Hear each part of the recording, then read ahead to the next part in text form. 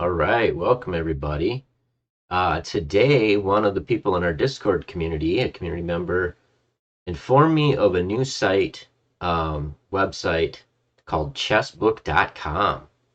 And it sounded actually pretty interesting, so I wanted to check it out. And I thought, well, what better way than to just learn it live on a live stream? Haven't done much of that, not good at it, but whatever.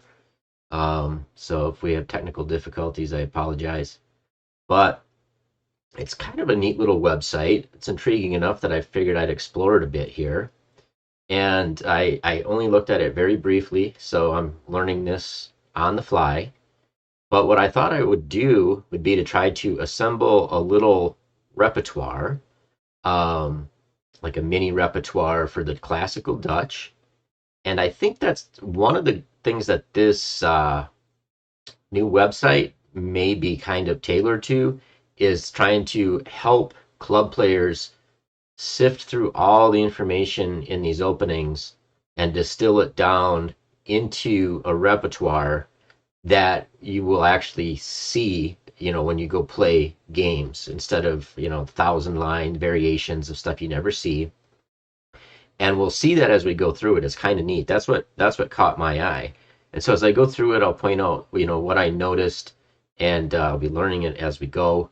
But potential use cases for it because I thought of a couple.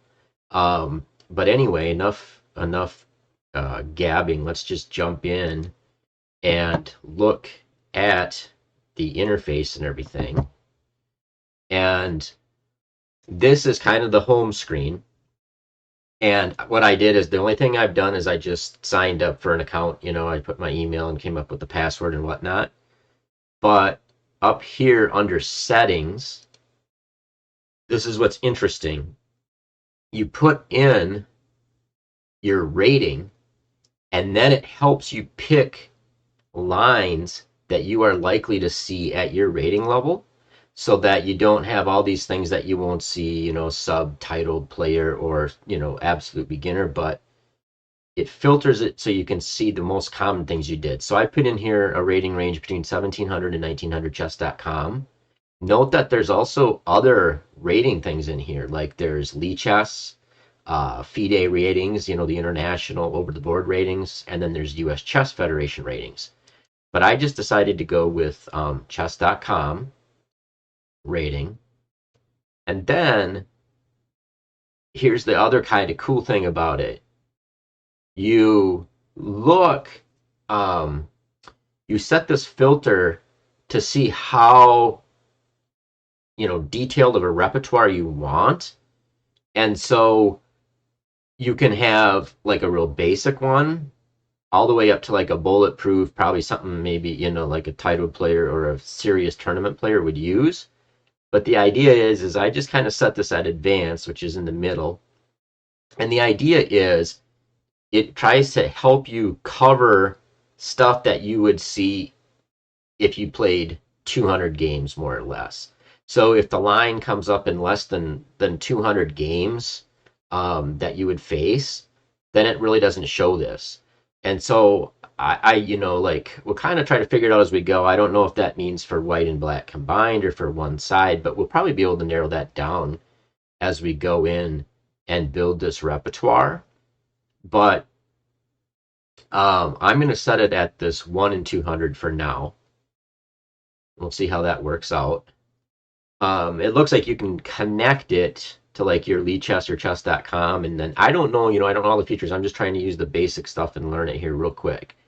And then I think it limits you to like, it said 200 moves. I don't know if that means moves or lines. I'm hoping it means lines. But if you want to be able to make bigger repertoires, then you need to pay. It's like $5 a month, which would be pretty reasonable if if it ends up working out well. But anyway, let's go back to like the main screen now that we got our settings in there. And you can just use a pre-filled like black repertoire or a white repertoire, or you can create a new repertoire. And that's just what I'm going to do. I'm just going to select black. The repertoire will be for black. Then you can name the repertoire, and I'm just going to name it classical Dutch. And I'm going to hit create repertoire. So now, of course, it says we've created zero. It's 0% complete because we haven't really started creating it yet. And so now we'll kind of start to build it out. And so what my thoughts were is just to build a very kind of basic nutshell of a classical Dutch course, opening course, like a real quick and dirty one, trying to use this to see what we would face most of the time. And the reason I'm kind of doing the Dutch, I got some videos that I've been working on the De La Maza Rapid Chess Improvement Program, and I won't get sidetracked, but it's very heavily based on tactics and board vision. And he recommends playing openings where you get tactics. At least that's what I figure while I'm working on this program, is I want to play a little bit sharper openings. And I found just the other day I have this lifetime access pass to chess goals, and they were kind of like, from what I can tell, they were kind of like the OGs of coming up with digestible repertoires aimed for club players and looking for things that perform well at the club level where you don't have to memorize all kinds of stuff. And I just happened to find, because I have this lifetime pass, I went in, there was a course that came out this last fall on the French. And I had thought, my first intuition will be, well, that probably wouldn't be the thing for working on my tactics and stuff, right? Because of its general reputation as a solid kind of opening. But this course actually plays it very aggressively, and it is like absolutely fantastic. The explanations are really awesome. Actually, I planned on just going in to just check it out, and then all of a sudden I've like watched half the course, and I feel like I'm actually retaining the stuff. And so my thought is, well, if I'm going to be playing the French, then that can like really cut down what I need to know against pawn to queen 4, because I can just start with e6, and then if they played e4, of course, then I would just play the French because I know it. But if they play c4, then I play the Dutch defense, and I cut out all of these like weird sidelines, all the bishop to g5 stuff, like here, if you played f5 right away, like the knight c3 e4 kind of stuff, and all these gambits and stuff. And so this could be like a low theory way of getting sharp positions. And so I'm going to choose the Dutch here. And now this is where this feature that comes in that tells, and if you hover over it, it makes the move on the board, which is kind of cool. It can be a little annoying, like for purposes of the stream or whatever, but like I actually really like it otherwise. But you notice over here on the right-hand side, they say expected in 1 in 12 games, knight to c3, 1 in 58 games, knight to f3, and 1 in 95 games, g3, right? So this would be, of all the games you play, this would be how often you would expect to get this move. And so you remember in the beginning where we chose the filters, the thing where you chose, prioritize things where you get, it'll come up in 1 out of 200 games you play. That's where this stuff comes in. So for like purposes of building this repertoire at the level I chose, we would only put in these first 3 lines and then build those out a little bit. And then you can also, as we go in further, see how often they come up. And so I'm going to obviously put in knight to c3 here, and then choose my move. And then we see once again, there's 4 options here that would come up in 1 out of 200 games or more often of the games that I would play. And so I want to build it out for these. And the cool thing is you can put them in fairly quickly like this. And I'll have to look. I've never saved one, so like I said, I'm learning on the fly here. But the interesting thing is this is known to be kind of crappy for white. It's going to become like a Nimzo Dutch probably. And so we play bishop to b4, and you can decide what to play based on these evaluations over here, which is a computer evaluation. And then it also has the results that players in my rating band that I chose in the beginning put in there. And so I happen to know what I'm going to put in here, but you could choose it just based on these. So it has like the percentage of time that that move is played by masters. So you kind of know if it's like a good move just by that. But it also shows how it performs amongst your peers and the computer. And one other thing, you can actually click on this analyze button down here, and that brings up Lichess. And you can use like this Lichess database feature as well. You could run the engine on there if you wanted. I probably won't do much of that for this purpose of this video or learning this, but that's kind of cool that it launches right into that. So the way I know the way that you play this, and the reason that knight to c3 early isn't very good for white, is this bishop to b4 idea. And now the whole fight in the Dutch revolves around this e4 square. And so now we have pinned that knight to the king, which takes away protection of e4. So that was one reason why a lot of people will back here will just, before they play knight to f6, they'll just go straight away with bishop to b4. You can see that's a move. I think you're better off playing knight to f6, because then if the most common move is bishop to g5, then once we play bishop to b4 ourselves, they waste time if they want to break that pin. So it's just kind of like a little nuance, but you can see that's probably why it's the most common played move among the masters. So we'll play bishop to b4 here. And now you see how it filtered it out for us. And it said, in 1 out of 136 games that we'll play from the beginning, this position here will come up on the board, this move e3. Now, if we wanted to, we could extend this, and we'd see the next most common thing here is knight to f3, but it's only played in 1 out of 290 games. So for us club players, why bother, right? Use this function to whittle it down. So like what I'm seeing so far, I'm kind of thinking it's kind of cool. So I'm going to build this out a little bit, and we'll just talk about it as we go. But I could see another actually interesting use case for this would be, let's say you have like a lifetime repertoire on Chessable, and it's 18,000 lines long and 17,900 of them you don't need to know because you're not going to see them. Well, you could just use this and then have, your Chessable repertoire up next to it, and use that to select the moves that you do in response to the moves that you're expected to see.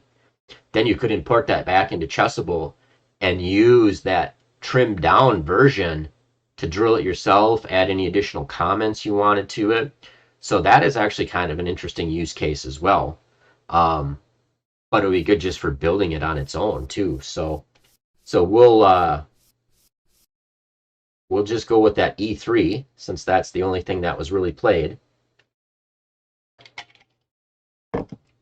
And we'll go with bishop takes c3 here.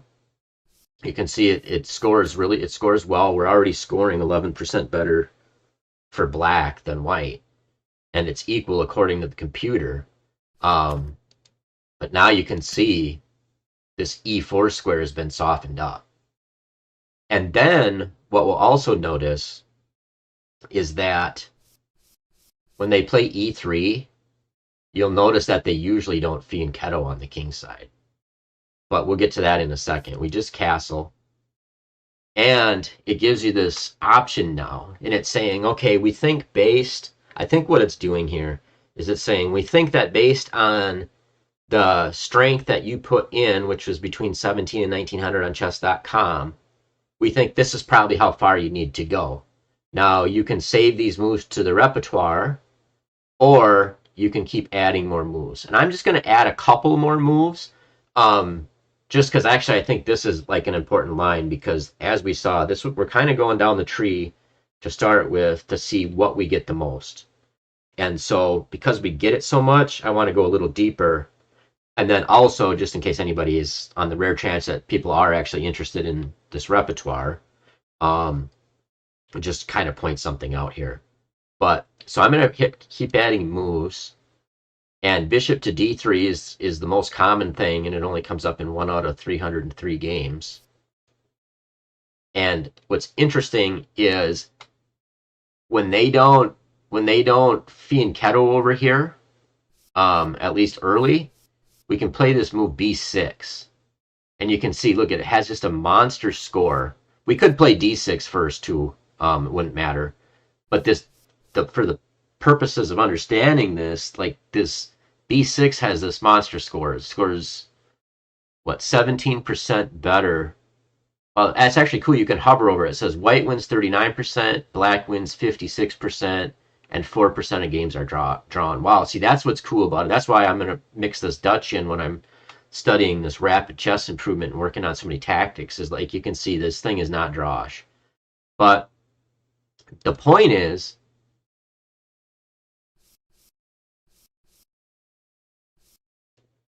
that we fianchetto this bishop, and we just look at we got a grip, like a solid grip on e4, and that's why this thing is so strong. So we probably don't need to go any further, but we would study some games from this and check some resources. But this is just known to be really good. And the cool thing is like club players just go into this setup all the time. I'd say half the time or something. It's crazy. But yeah, so we know we got like a good position. We play d6, we clamp down on this, and Bob's our uncle. So I'm going to click save these moves to my repertoire. We'll see what it does. All right, so it says my classical Dutch repertoire is 3% complete. So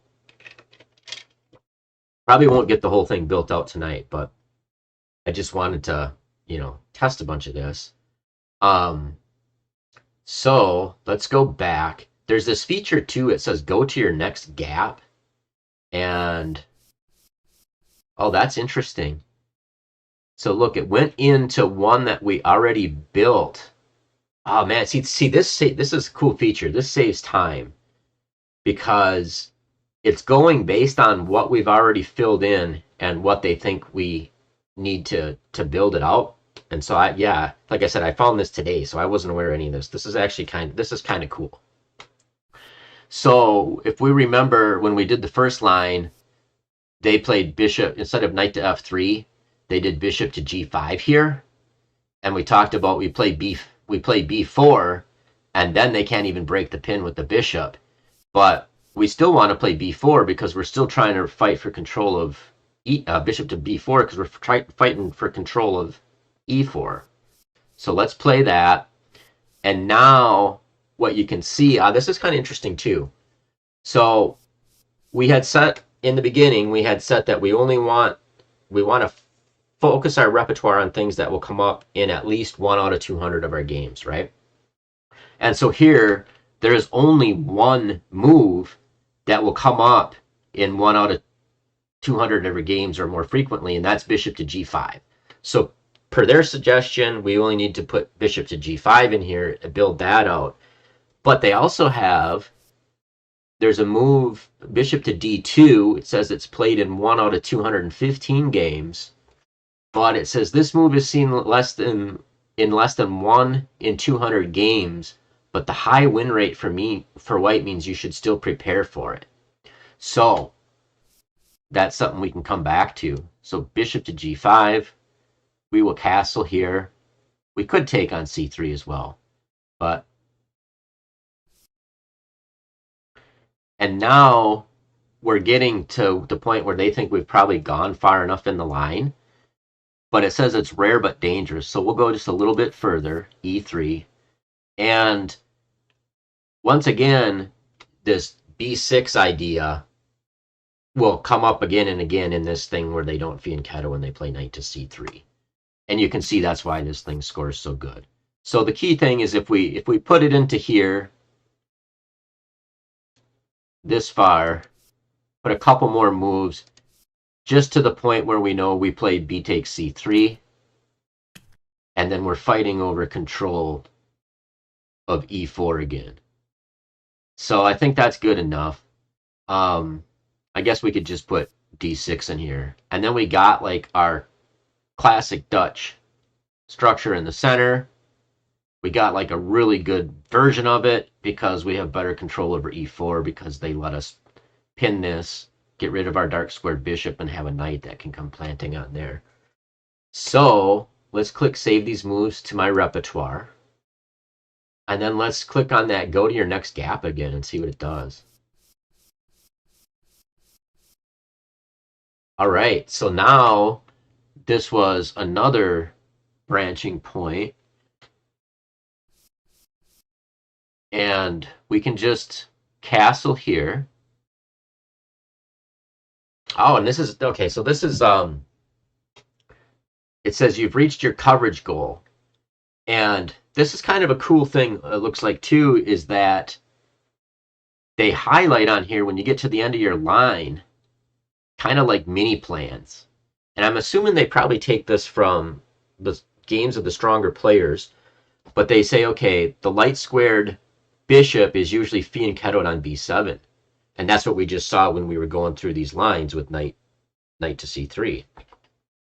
The bishop on b4 often captures the knight on c3. And when you highlight on it, it actually shows the move. So I'm actually kind of really liking this so far, actually. The knight on f6 moves to e4. And we'll see more of that later. That's the, like I said, that's what we're fighting for in the Dutch, is that square. The queen typically develops to e7. Queenside knight generally to d7. Da-da-da-da-da-da. So yeah, let's just save these moves to my repertoire. And then let's hit go to your next gap. So look at, we're already 5% complete. I mean, that's kind of interesting. All right, so now we're actually getting in, working our way up the tree to stuff that will come up a little bit less common. But once again, I think we stick with our theme. The masters play it the most often, and it scores pretty well. It's only 4% better for white than black. Stick with our bishop to b4 theme.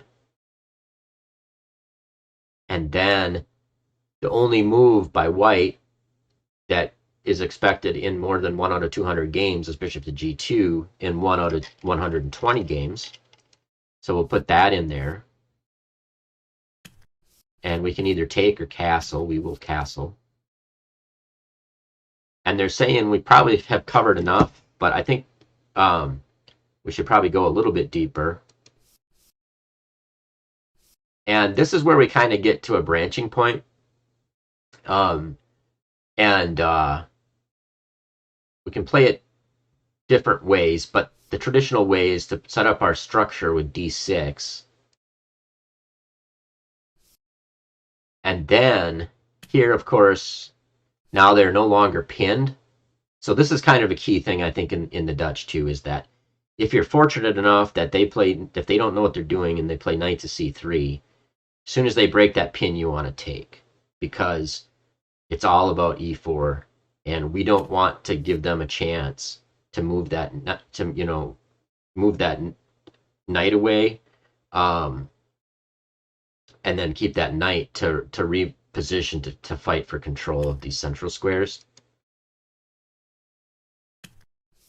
And we can probably stop there. I think we're probably fine to stop there.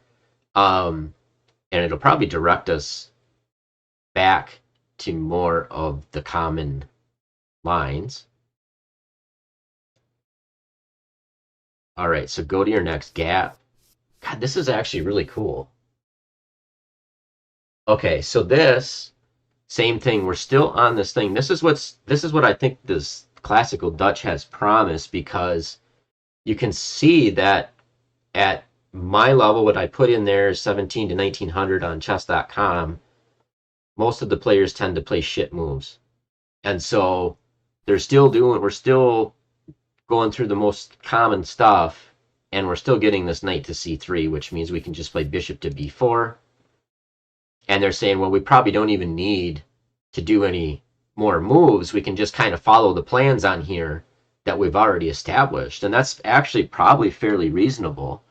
You see how they point to d6, setting up your central structure of the classical Dutch, playing b6, bishop to b7, castling kingside, and then moving your queen over to e8 so that you can route it over here to the king side for a quick king, siege on the king. So that's kind of cool.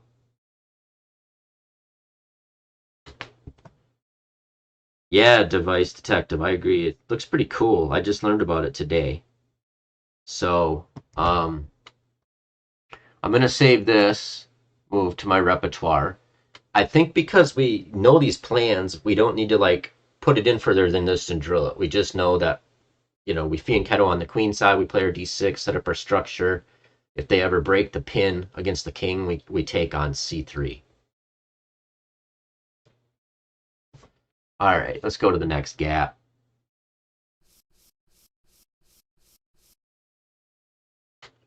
All right, so now at least they're fighting a little bit more for the center, but we still have our bishop to b4. And once again, they're telling us we can probably stop here if we want to, and save it to our repertoire. They're kind of pointing out all the same ideas, so we're getting like more reinforcement of the ideas. So I'm going to add just a couple more.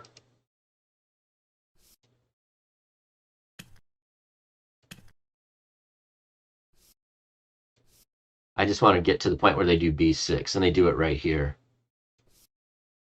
So I think normally I won't go that far, but I just wanted to see it recommend. You can see how it recommended moves that were on those arrows. So that's kind of cool. Go to your next gap. Ooh, f3. That's kind of cool. It looks like we can still play our bishop to b4 idea and use that to try to fight more. They're trying to play f3 to force in e4. So at least if they play knight c3 in conjunction with that, it means that they have a clue what they're doing. And that's why you can see that white scores a little bit better. It's 49% versus 46% for white. It's only 0.2 according to the engine. So we'll play bishop to b4. And once again, it's given us all these same themes as before. But because this is kind of a more interesting or critical way with this f3, I'm going to go a little bit deeper, just so that we're comfortable that we don't get overrun, in the middle. So I'm going to keep adding moves. So let's see. The most common move is bishop to d2, actually. Breaking the pin. I'm going to have it show us a few more moves. So it's not the most common played at our level, but, and you can see they only give you info. Remember how it used to show masters over here for the percentage play? Now you can see peers. And I think that's because you're not going to see many masters play knight to c3, but you see tons of club players do it. And so they're going to use club player data instead of master data. So that could be one thing to keep an eye on, is make sure you keep an eye on this. And then you may want to look at like the results of the peers as well, and then maybe check your resources. But I like the idea of, just for an easy memory marker, as soon as they break the pin on the knight, to just take the damn knight, so that everything stays consistent, because it's fine here. It actually scores even, black and white. So we'll do that, and then I'm going to show a couple more moves. Looks like there's a number of different ways to play this, but it looks like our idea, of just castling and going b6 is still valid. So I think we're probably fine cutting it off there. The whole point is to prune this crap down and not have it become overwhelming. So we'll do that. We'll click on go to your next gap.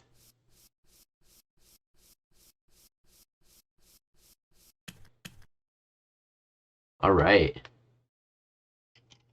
And so now you see they fianchettoed on the king side. So our b6 thing isn't a great option anymore. And I'm assuming here there's a number of different ways that we could play this position. Usually, in the main lines, once we get into the main lines where they don't play this knight to c3 early and let us double, you got to be really careful of playing c6 because they may be able to play d5 with devastating effect. But look at how well it actually scores better for black than white here. And this is a different position. So that's what's kind of cool about this too, is that by having all these arrows and stuff, I wonder if you train this thing with time, over time, then you kind of notice these. I haven't played I played the Dutch just goofing around once in a while, but I played it a number of years back, so I know some of the stuff, but I don't know it like well. Let's just put it that way. But so knight c6, and I think it's suggesting we stop there, and I agree. It's reasonable. But look, we're already 8% done. And I mean, I've been doing this for how long have I been on here? I don't even know. Not very long. 31 minutes. So you're talking 6 hours, and you could, well, I didn't even start it till way in. But so you're talking, in a few hours, you could build out a repertoire that would be pretty decent. That would be pruned to what we would actually see. So let's go to the next gap.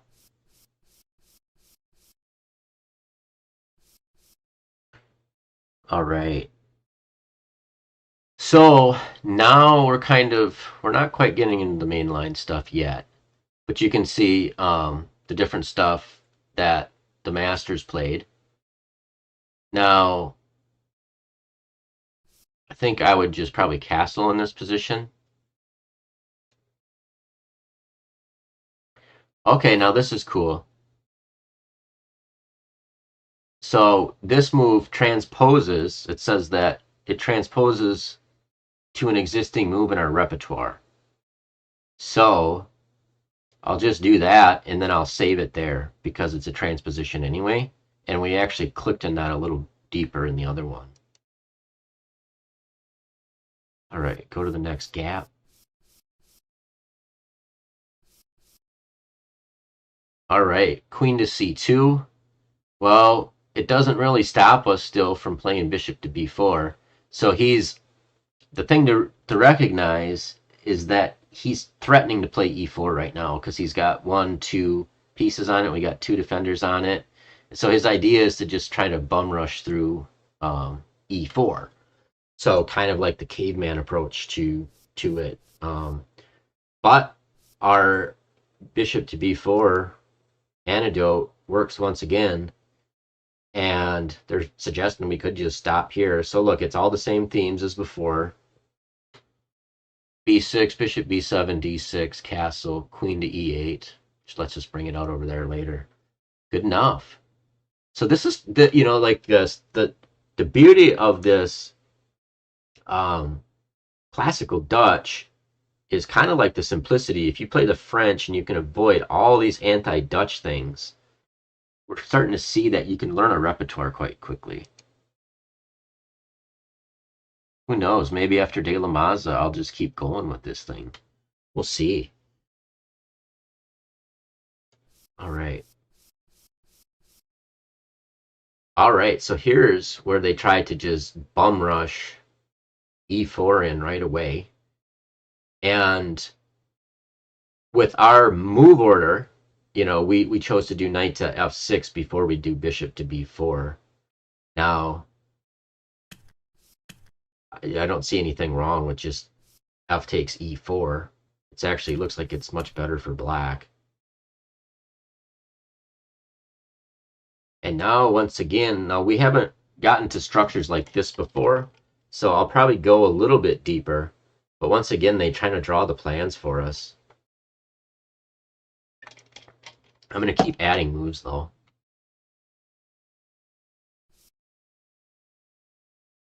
Once again, the pin comes in handy.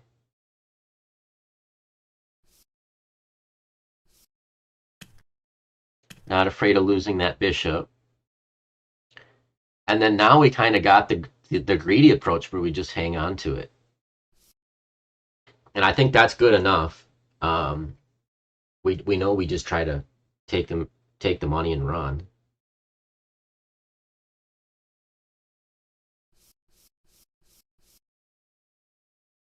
All right, knight to f6.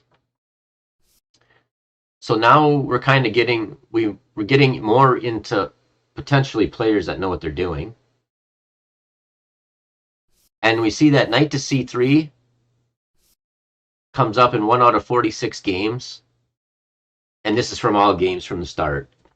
And it transposes back into stuff we've already entered, so we don't need to bother with that. I guess we could if we wanted. And then it says g3 is a rare move, but it can be dangerous. And it comes up in 1 out of 232 games. So we could decide if we wanted to put that in or not. My guess is it's going to transpose. So I think what I'll do is I'll just save it, and well, we'll put it in. So we have different ways of playing this. In the classical Dutch sense, they haven't. There's two different ways we could do it. We could play bishop to b4. The other thing is we could just say, okay, I think the way to approach this would be, well, they haven't played knight to c3 yet, and so we know if they play knight to c3 before we would naturally develop where the kind of pieces kind of go, then fine. If not, we can just develop it to e7, and that will more than likely transpose into our main lines. So I think that's how I'm going to do it for now. And yeah, you can see this number jumps up in frequency because we're transposing into kind of the main lines that we'll see when players know what they're doing when we get to the point where we face them. So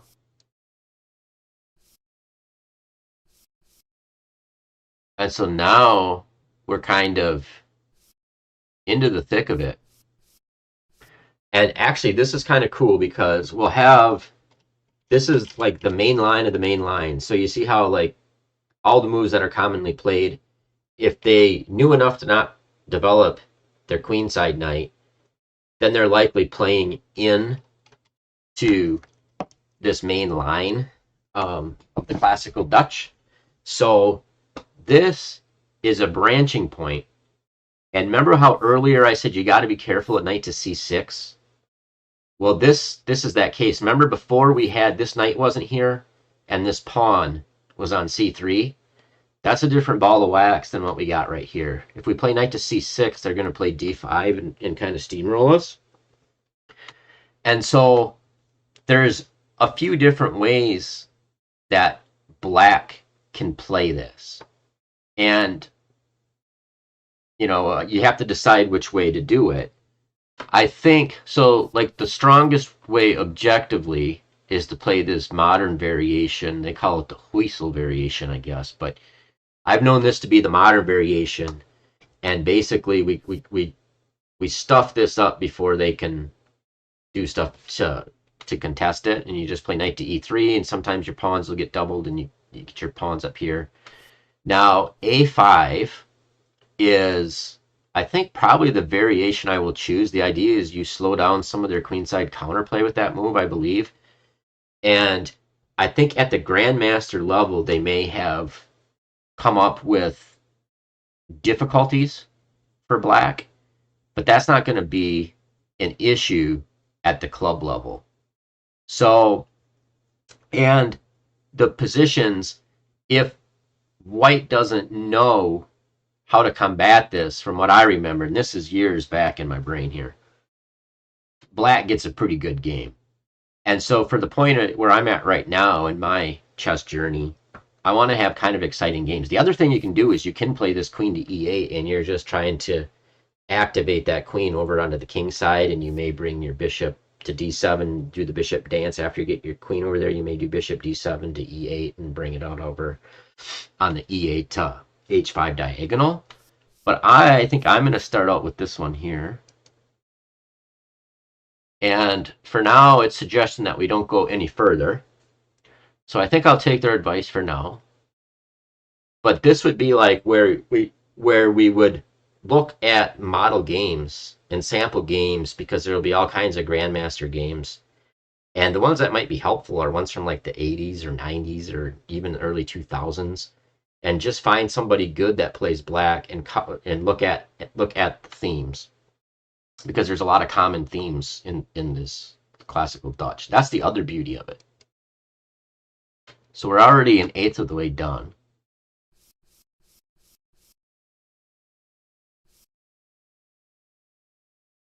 All right, and knight to f3 and knight to c3 transpose. And so we're probably going to get to lines here where they might play like b3 and stuff like that. We'll see. And so now we need to decide. We don't really need to say anything. We're in the classical Dutch now. So we're going to choose bishop to e7. Knight to f3, likely to transpose. So we're going to do knight to c3. It says rare but dangerous. Now it's borderline whether we should put it in or not. I think maybe we won't bother. Let's just have it transpose. And it says you don't need to do anything else. All your moves from this position will still apply. So we've transposed into an existing line. So that's cool. Go to the next gap.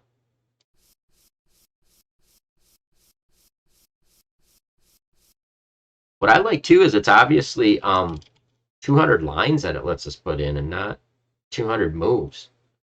So yeah, I could see this being real useful.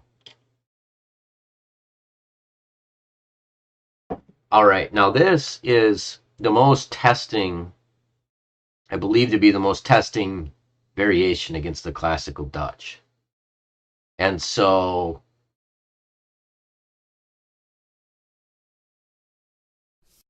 the move that I remember way back when I examined this, and we're talking years ago, many years ago, knight e4 at the time was the way to play it. A5 is kind of like a combative way to play it, where you're just trying to shove your a pawn up the board, I believe. And queen to e8 is kind of like the caveman way to play it, where you just kind of ignore what they're doing. But I'm going to choose knight to e4. You've reached your coverage goal. So it's suggesting, based on our level, we don't need to go any further. And the cool thing is you can always add more moves later. So I think I'm going to err on the side of not overwhelming it, because the whole point of this is to kind of keep it slim and trim so that we can not get overwhelmed and just at least learn the main stuff first. And then we can use these positions to dig deeper and use resources.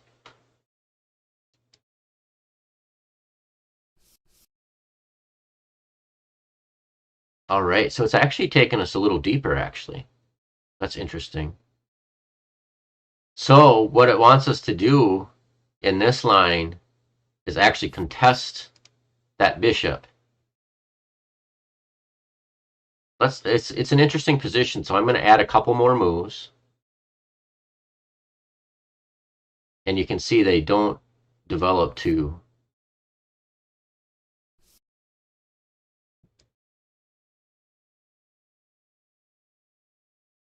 okay, and then it looks like we get the end of their kind of like database. It says we can still add moves by making the moves on here, but I'm just going to save it. Go to our next gap.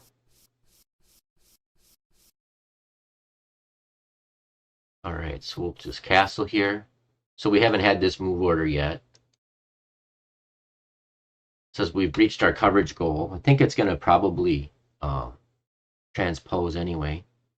So let's just add another one.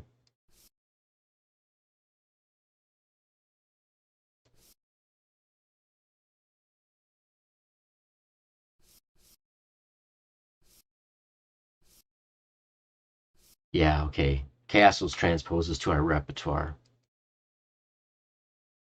Save this move order to my repertoire. Yeah, I think it's good to add the transpositions. So wow, like we haven't even been doing this for like probably what, a little over half an hour of actually doing this stuff, and we're 15% of the way done already. So that's like amazingly efficient.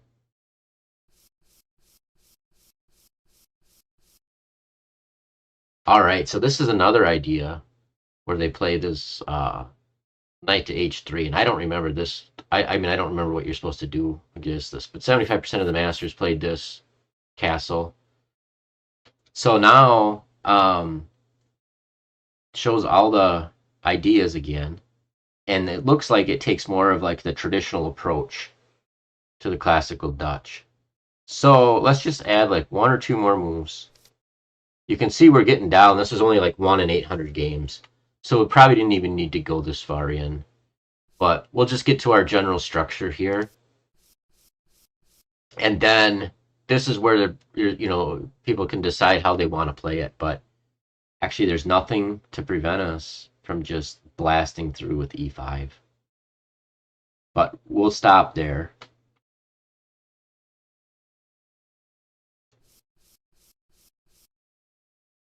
All right, kind of like a berserker approach here. Can't imagine this is very good. But it's common enough that we're going to see it in 1 out of 200 games or more. So it's worth just knowing the way to do it. Okay, and this transposes to something we already did. So we had this kind of move earlier where they played knight to c3 first and then played e4. So now we're back into our repertoire. So we'll save this.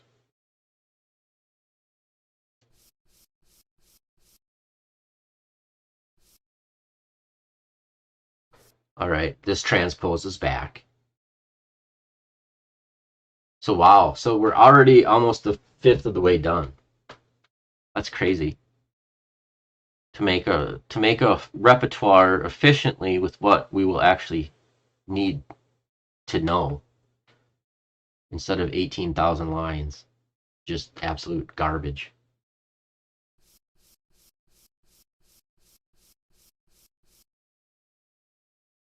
All right. So here we have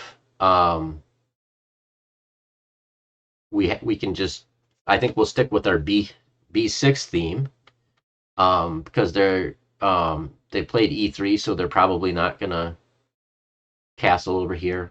I mean, sorry, they're not gonna fiend kettle over here on the king side. So we'll stick with our plans.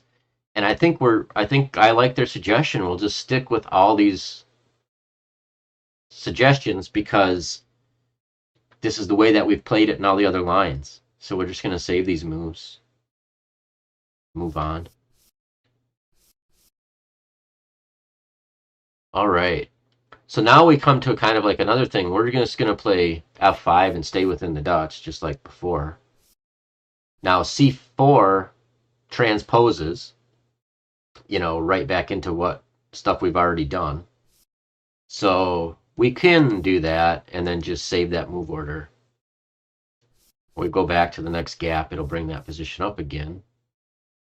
All right, and so this time, bishop to b4, it works and it's good, and it fits our theme of everything else that's available. So the reason that it's kind of good is that, so they can't kick us out with c3, right? They can't interpose with c3 and make us waste a tempo. And if they tried to interpose with the bishop now, they waste a tempo. So we just kind of like get back in. Yeah, you can see it transposes to lines we've already had, which happens fairly commonly. 1 out of 80 games we play, we'll see this. So we got to transposition right back into what we've already done.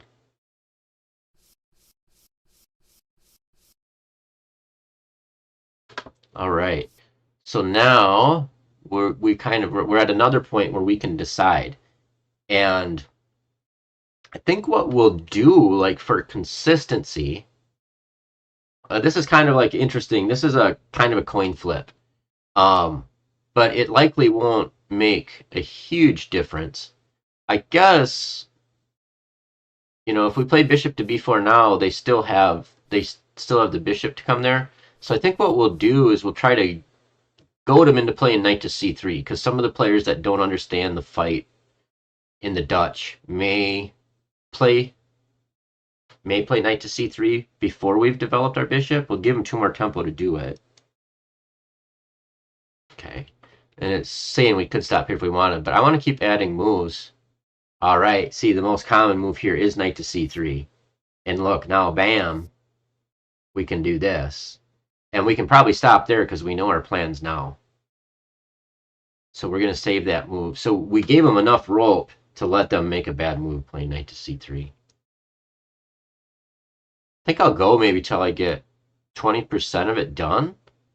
And then, like, a person could do this, like, over, like a week and be done with the whole thing. But I kind of feel like I've gaining some understanding already, actually, just from doing this. It's kind of weird. It's pretty cool, actually. Just found out about this thing today, so I didn't really come in with any preconceived ideas of it.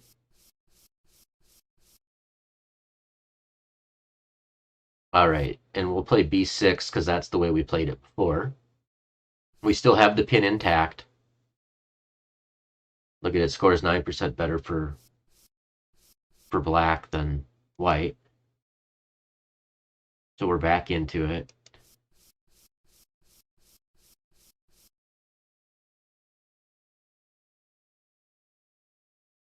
All right, so, oops.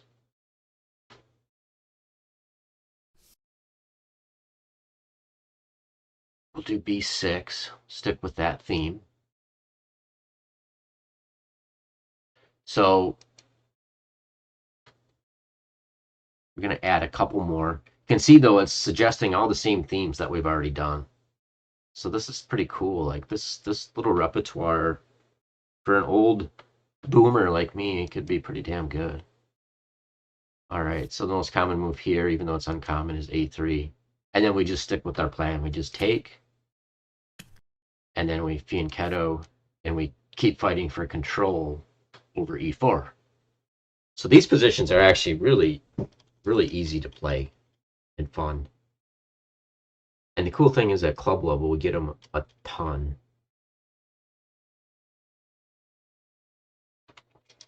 So look at that. We're about probably, 40 minutes doing this, and we're already a fifth of the way done with an entire repertoire. I mean, at least, against d4. To me, this is the most beautiful part of it, is that we don't have to go back and enter all this crap in there and figure out, oh, what do we need to add now? I thought I was going to have to go through and figure out, like, oh, well, what's the next thing that happens, in less than 200 games? This thing actually figures it out for us, which, like, that's pretty cool. So now you can see they're actually, once again, they're doing the same thing as playing when they move the queen out here. They're kind of threatening to pound through e4. So memory marker, when that happens and we have our bishop on b4, we just clip we have our bishop on b4, pinning their knight, we just clip the damn knight, and then we don't have to worry about them forcing in e4. And now it's basically telling us stop here because it's not going to happen enough, and it just follows all the same themes, right? d6, b6, bishop b7. A lot of times in this one, we can even get away with knight c6 and ram home e5. So this position here would be beautiful to play. So maybe what I'll do is, maybe I'll build this out and then throw it in a Lichess study maybe, and just make it public, just building it through, using this. If people are interested, leave a comment, and then you would at least have like a good template for like a repertoire that's very efficient and small and also effective, and then you can kind of go through games out of the main positions and just kind of add notes yourself as you go. But I think this could be a pretty effective training tool. Okay, go to your next gap. Ooh, the London. So this is actually this is kind of like our first departure from the, the Dutch proper. So um I was thinking I might play C5 against this. The other thing was to play like maybe F5 and bishop to D6. I wasn't sure if I wanted to do it the same way. God, there's so many good things to play against the London, actually. I just know that because I'm a London system player. I guess one thing is you could just do D5, bishop D6, queen E7. Then when they back up, you chop and you do your queen out to B4. Because they've locked themselves into the London now. But then if they do knight F3 instead, before that, then we have to mix it up a little bit. So I think I'm going to stay within the Dutch for now. Well, I guess there's no reason we can't do two different things. One thing against that we know is easy and good against the early bishop move order, and one that's easy and good against knight F3. So I'm gonna actually do. God, this is like it's so many good choices. I'm actually gonna, when they play the bishop out, I'm gonna play D5, and we'll put in the most common moves. But then we'll do bishop D6, bishop G3, throw in this queen to E7, knight F3, take, and then we got this. And this is a royal pain in the ass for London players if they don't see it coming, because a lot of them are just going to move that bishop back to G3, and then you hit them with this, and they play certain move orders because they don't want to deal with the poison London pawn, and now all of a sudden they got to deal with it.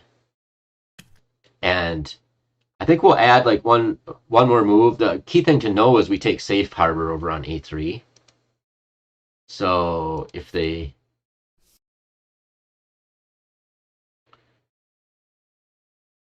end up attacking us like this, the main thing to know is we take safe harbor over there. And then we just got this pawn, and they got to figure out how they're going to get compensation for it.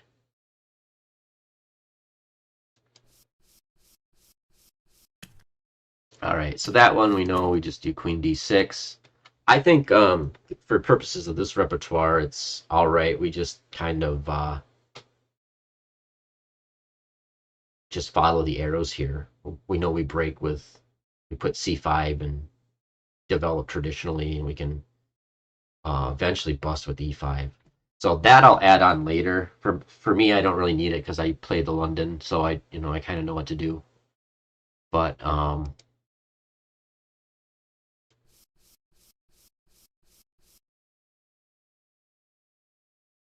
so this we can do different ways. We can give them more time, or we can just do the thing where we take there. The thing is they probably actually like us to do that. So I think we'll give them like one more move.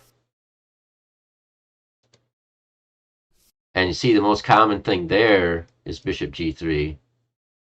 And then I think we'll go back with this move. And now we'll go back into this,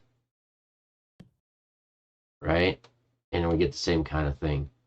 The idea is if we can steer towards some of these points where it's either kind of like, yeah, we can kind of wing it and be fine, just throwing stuff on, going for a traditional pawn breaks, or if we can get this thing, then we'll do it.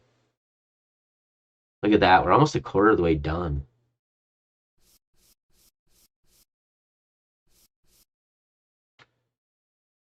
Yeah. So what's interesting is we're spending more time on the London than I would have thought. So this transposes to our repertoire, so we don't need to bother with that. They had another move that was bishop to g3. Well, that doesn't. We'll just play the queen to e7, so we don't need to bother with that.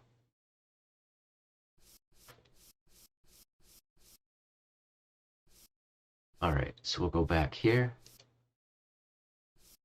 Transposes. All right, so we're 25% of the way done. So I don't know how long I want to go. I'll go a little bit more.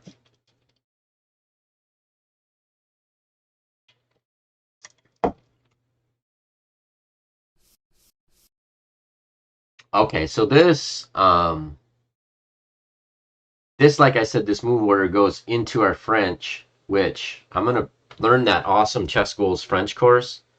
And so I will welcome any d4 player to play e4 and face that thing, because they're going to be in for one hell of a surprise.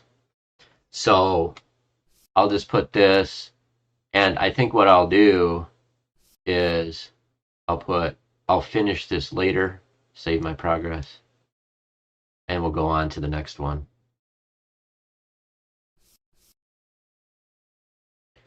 Oops. All right. So this maybe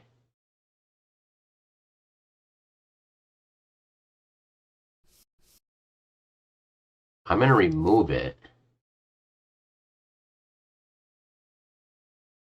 I'm going to go back. So this could be interesting.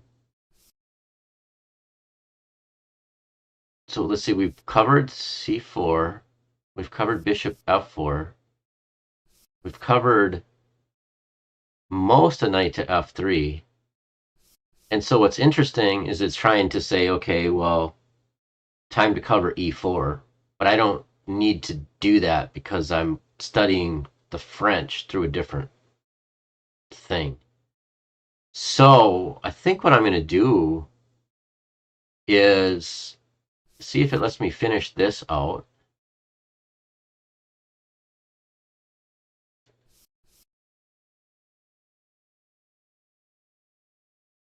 All right. So I'm going to hit this. Go to your next gap. Okay. So it lets me go up to the other branch and then fill in them gaps. So then what I should be able to do is when I get done with this, I'll go to the one below the French, which would be like where they play e3 right away. So it'd be like Kali systems and stuff like that.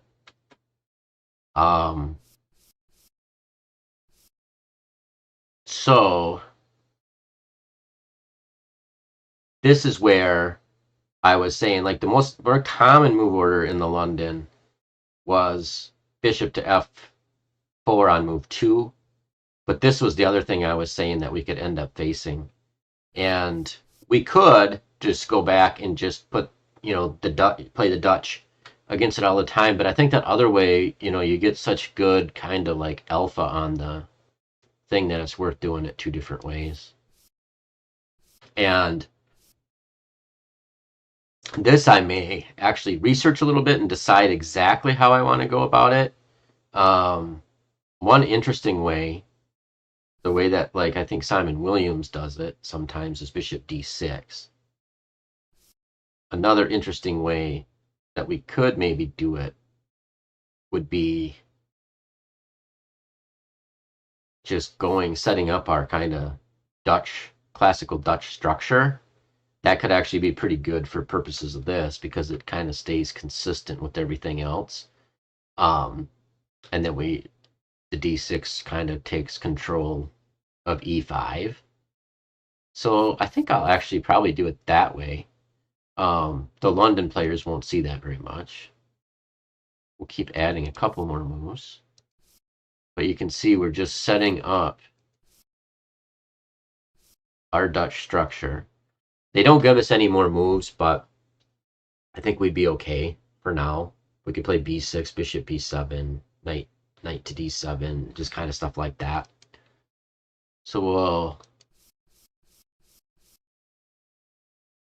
fill in a little bit more.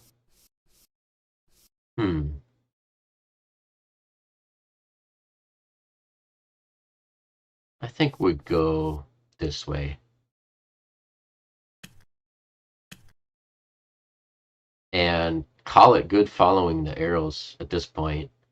So we kind of have our typical classical Dutch setup: d6, knight f6, bishop c6, bishop b7, and then we try to crack through with e5 now that we've gotten rid of the dreaded London bishop. So I think that's reasonable.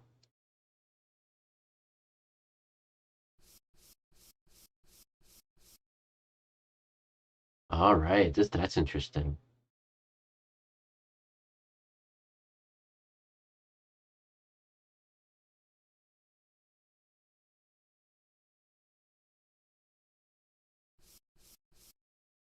I think we'll go knight f6.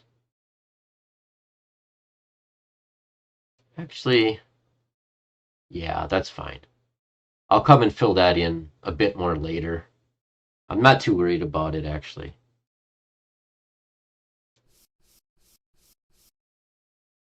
Okay, now we're getting into kind of more of the normal stuff. So this is where they haven't played c4.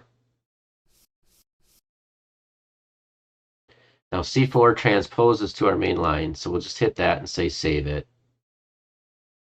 Then we'll go back and it'll show us that same move again. And then here, what we'll do is we'll just do the classical Dutch setup. So we'll do bishop e7. c4 again transposes. So we'll save that transposition.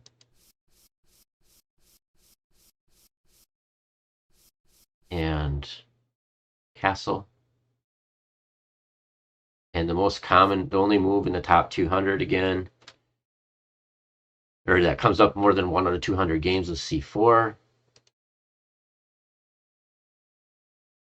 So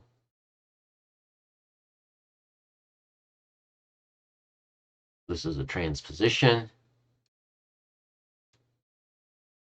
All right, so we're 29% done. So I think I'll stop there. But yeah, actually this is kind of, it's I guess just like final remarks on this.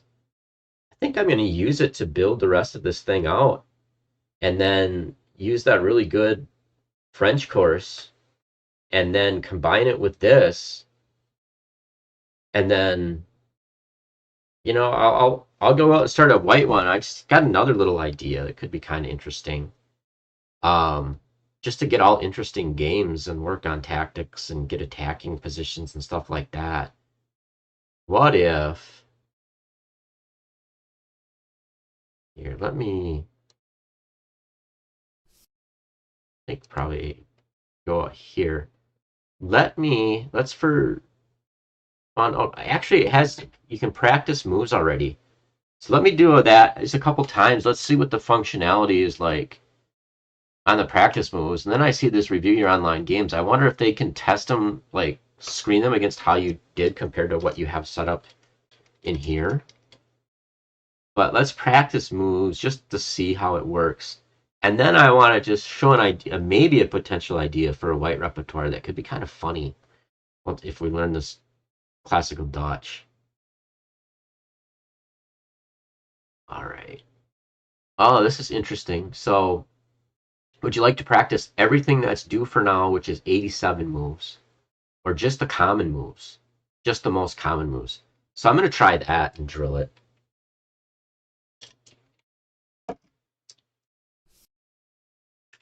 All right, and it says, play the correct move. You don't know, but show me the answer, and get the hell out and view it in the repertoire builder. So, all right, so we're going into this, which we chose this. So it automatically made a couple moves for us there.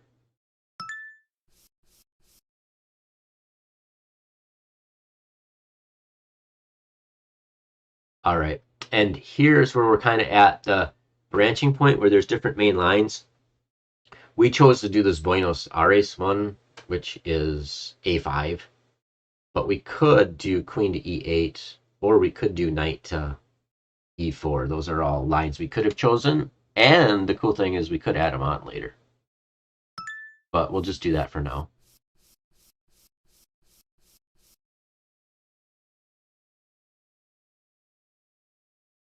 Okay, so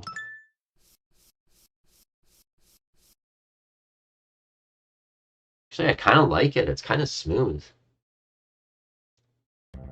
Oops. Okay, so we got that wrong.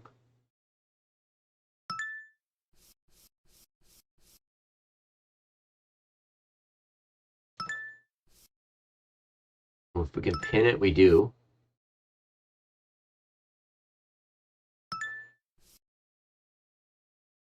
And there's different orders. I think we chose we do B6.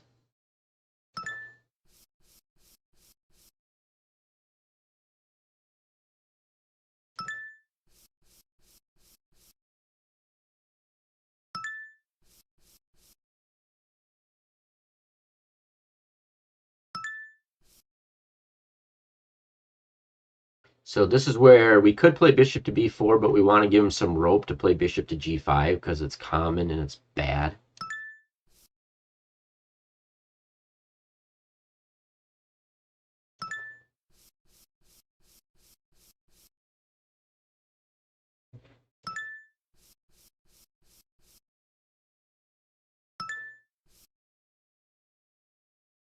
All right. Now, this is the one that's a little bit confusing. Do we play bishop to b4 check? I don't think we do because they could still just play. So I think we go into the classical thing. So the cool thing is I think a person could learn this pretty quickly. And this we were going to go like this.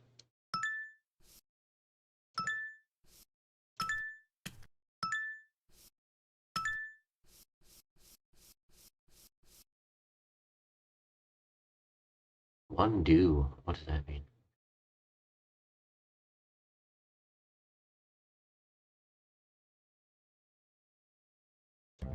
No. So, what? Okay, I'm lost here. Oh, I must have just...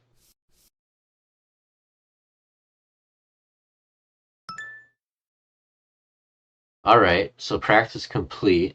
Those are the most common moves. And that's the most common according to like the Lee Chess and chess.com in my rating range. So that's pretty cool. And let me, just for shits and giggles, throw this idea out here. Let's do 1B3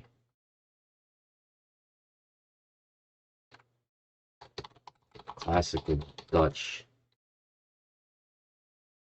style. And the idea, so I'll hit start building repertoire. The idea would be, now I'm going to hit this analyze button and that will bring up Lichess database. And I'll just do it on there because then I'm not actually entering repertoire moves since I'm in the build mode. But my idea is kind of, okay, like, if they do e5, we do this typical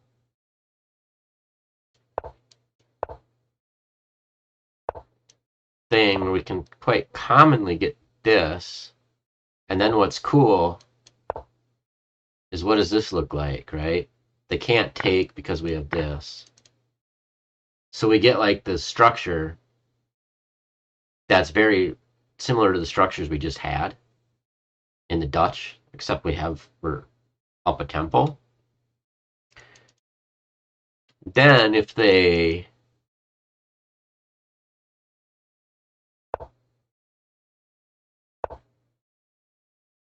go, see the most common move here is c5. Then we play f4. And what does this remind us of? Right? Fighting for e5. Just the corollary to fighting to e4 in the Dutch. So my thought would be,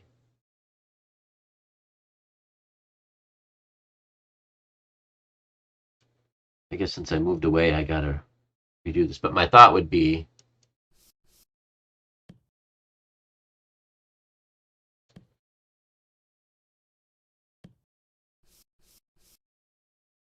see, this is cool. Go 1 in 6 games to this, 1 in 15. So you see this a ton. And look at white scores 15% better. That's a pretty good score. And we would have like the cross pollination of all these ideas. Because when you get my age, you can't remember this shit. And that's why you got to go for simple stuff like this. Look at that. A blunder's played fairly often, actually. But look at this 61% from white from this right here. So that's looking pretty promising. So I think what I'll do is maybe I'm going to study the French first, and then once I get my first pass all the way through where I kind of get it down a little bit, then I'm going to come in and build this out. And then I may just play the black side of things, just like rapid games on Lichess. Just, who cares? And drill it, learn it a little bit, examine the games, look at try to find some model games, in both the Dutch and the French. And like I said, that Chess Goals course is like amazingly good. So, like, I think I can actually remember it because the way that the stuff is explained in the annotations is actually, it makes sense. So, I think this is a pretty cool tool. That would be my first takeaway from it. So I think I'll end it there. But let me know in the comments what you guys think, or if you guys got like tips, or if you let me know in Discord or in the comments or something. There's probably major stuff I'm missing, but man, I kind of like it. It's kind of smooth for, especially like being so kind of new. I really like the idea. Figure out what we see most commonly. Have it like import all this data from Lichess and chess.com.